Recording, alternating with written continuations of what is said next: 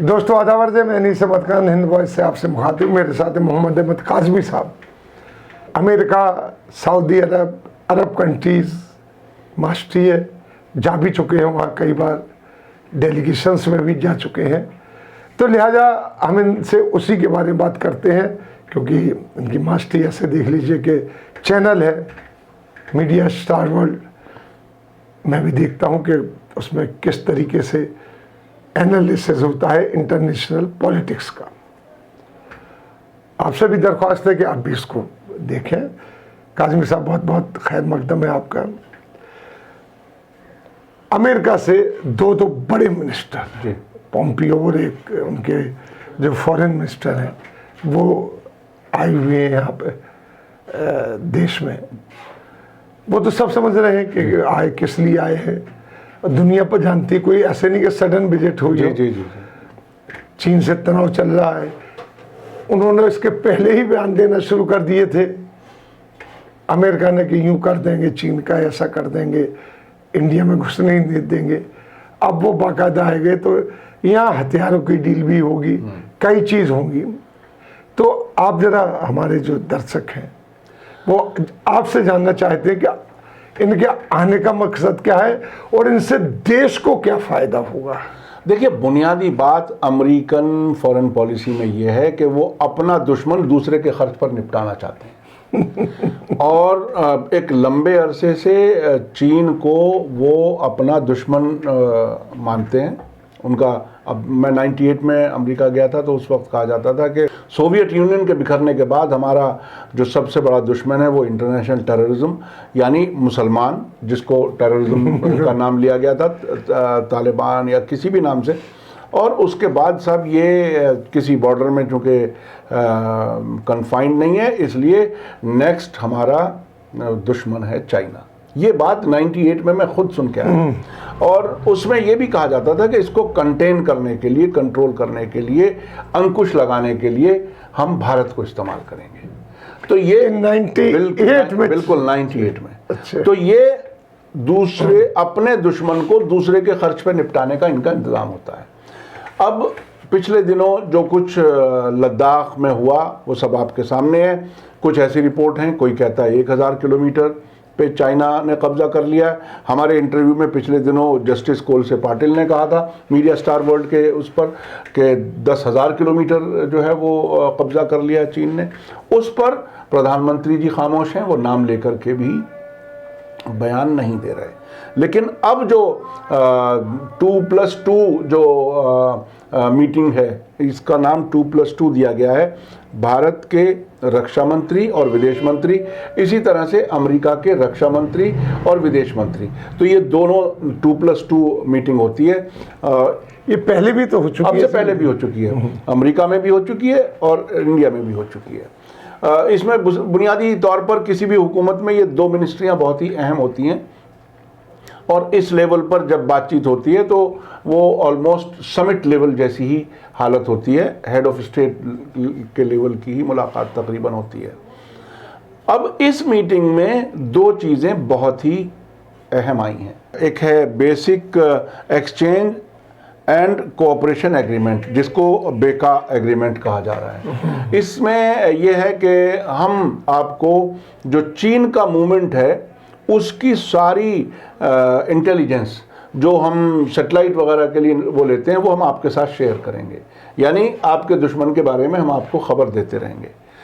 दूसरी तरफ वो हथियार बेचने का भी इंतज़ाम पूरा है। तो ये मैं इसीलिए कह रहा हूँ कि वो अपने दुश्मन को दूसरे के खर्च पर इस्तेमाल करते हैं। वो जिस मुल्क में उनकी फ़ौज जाती है उससे खर्चा लेते हैं। बिल्कुल ऐसा लगता है जैसे पेंटागन विदेशी खर्च पर ही चल रहा है। तो अब ये भारत को इस्तेमाल करेंगे चीन के खिलाफ। भारत ये समझता रहेगा कि बहुत बड़ी सरकार है, हुकूमत है अमेरिका की, पूरी दुनिया में दबदबा है, वो हमारे साथ है। लेकिन साथ वो कैसा होता है उसकी कई मिसालें अब से पहले देखी जा चुकी हैं। इसलिए मैं अमेरिका के साथ पर तो कभी यकीन करता ही नहीं। कभी भी धमकी दे देंगे वो। अभी पिछले 6 महीने में ही अगर आप देखें कम से कम 2-3 बार धमकियां हो चुकी हैं। हमें S-400 पर धमकी हो चुकी, आप नहीं खरीद सकते।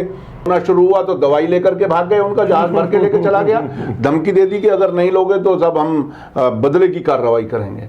तो ऐसा दोस्त बिल्कुल जान का जंजाल ही हो सकता है, वो दोस्त मैं नहीं समझता। और एक दूसरी बात जो इसमें आई है वो पाकिस्तान को भी इन्होंने एक बयान दिया है जिसमें कहा है कि पाकिस्तान को अपनी ज़मीन का इस्तेमाल भारत के खिलाफ आतंकवाद के लिए नहीं करना चाहिए। आतंकवाद के लिए नहीं करना तो चाहिए। इस वक्त इसमें नई बात क्या है? हाँ नहीं, नई बात यह है कि सब अमेरिका ने कहा है, हम बहुत खुश हैं।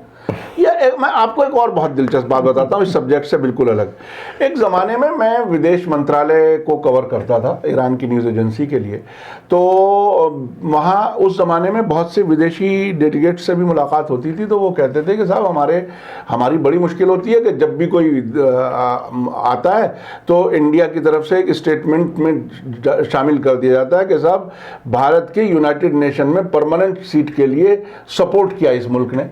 अब जो मुल्क का मेहमान आया हुआ वो मना ही नहीं कर सकता बेचारा, कैसे कह दे कि हमने सपोर्ट किया। तो ये अब सिर्फ अमेरिका से ये बात बुलवा करके भारत समझ रहा है कि बहुत ही काम की चीज हो गई और बड़ी सपोर्ट मिल गई। मुझे बिल्कुल यकीन नहीं है कि इनका कोई सपोर्ट। अच्छा एक बात बताइए, हाँ। अमेरिका में चुनाव चल रहे हैं, हाँ। चुनाव होने वाले हैं, हाँ। ऐसे में डेलीगेशन इंडिया है, यहाँ मुआहदे करके जाता तो अगर बाय द वे दूसरी सरकार आ गई, जिसके बहुत चांसेस हैं, जिसके चांसेस सबसे ज्यादा है, हाँ। जो अखबार लिख रहे हैं, हाँ। और अमेरिका के अखबार जो मीडिया जो है ना वो हमारे भारतीय मीडिया जैसा नहीं है कि वो किसी को जिता देता और जीतने वाला हार जाता तो कहता कि हम तो इन्हें जिता रहे थे। हाँ। तब इस एग्रीमेंट का क्या होगा? देखिए अभी ये एक तरह से बस वो साइकोलॉजिकल एक खुश होने की बात है कि साहब हमारे साथ अमेरिका खड़ा है, और ट्रंप अगर हार गए तो वाकई जो बाइडन ने जो अब तक इशारे दिए हैं वो बिल्कुल मुख्तलिफ किस्म की वो पॉलिटिक्स और फॉरेन पॉलिसी लेकर के चलेंगे, जिसमें Iran nuclear deal, north Korea, NATO और बहुत से इश्यूज़ पर, इजराइल पैलेस्टाइन, इन सब इश्यूज़ पर बिल्कुल अलग किस्म से वो चलने का इशारा दे चुके हैं। तो इस मौके पर तो भारत की तरफ से इनको होस्ट करना ही, मेज़बानी करना ही कोई बिल्कुल इंटरनेशनल अफेयर्स का जानने वाला तो आदमी यही कहेगा कि बिल्कुल बेमानी किस्म की एक एक्सरसाइज है, जिसमें उन्होंने बोल दिया, हम खुश हो गए, ये भी पता नहीं कि ये कल हुकूमत में भी रहेंगे या नहीं। जी आगे आप जो बता रहे थे हमें कि इस तरीके से जो अमेरिका जो आता है, हाँ तो आपके खर्चे पे, हाँ बिल्कुल, वो अपना काम करता है, वो अब आपके खर्चे पर अपना काम करेगा, खुद चौधरी बना रहेगा। ये आपको याद होगा, देखिए अभी सऊदी अरब में या इराक में या कुछ तुर्की में, जिन जिन मुल्कों, अफ़गानिस्तान में, जिन जिन मुल्कों में भी अमरीकी फ़ौजें हैं वो ख़र्चा वहीं से लेते हैं। कुवैत में ख़ास तौर पे, कुवैत को अब तक लूटा जा रहा है 1990 के बाद में, अब तक वो बेचारे दबे कुचले हैं एक तरह से अमेरिका के दबाव में, सिर्फ इसलिए कि छोटा सा मुल्क सद्दाम हुसैन ने अपने ज़माने में उन पर हमला किया था। तो ये अपने ख़र्चे पर अब चूँकि इंडिया बहरहाल एक बड़ा मुल्क है, यहाँ फ़ौजें बराह रास्त ऑक्यूपाइंग फोर्स के तरीके से तो अभी तक नहीं आ सकती। आगे नहीं मालूम कि कब क्या सूरत हाल बदले, क्या कुछ हो, ट्रेनिंग के नाम पर आएँ और फिर आकर के बैठ जाएं। ये बहुत कुछ मुमकिन है जिस तरह से ये जो एग्रीमेंट्स हो रहे हैं। लेकिन हाँ, ये बात समझने की है कि वो हमें हमारे फ़ौजियों को इस्तेमाल करेंगे, हमारे पैसे को इस्तेमाल करेंगे, हमारा इक्विपमेंट, हमारा हथियार, और चाइना को कंटेन करेंगे। चाइना का मामला क्या है, चाइना के में साउथ चाइना सी में अमेरिका और चाइना का टकराव है। सिंगापुर वाले मामले में अलग है, वो सिंगापुर में सो कॉल्ड फ्रीडम वालों को मदद करता है अमेरिका। चाइना जाहिर है अमेरिका की हरदम दोहरी पॉलिसी वो रहती है। तो चाइना को कंटेन करने के लिए भारत का इस्तेमाल करेंगे, और भारत जो है वो मुसलसल उनके हाथों और प्रेशर में आकर के कई फैसले ऐसे करने पड़ेंगे जिससे देश का नुकसान होगा।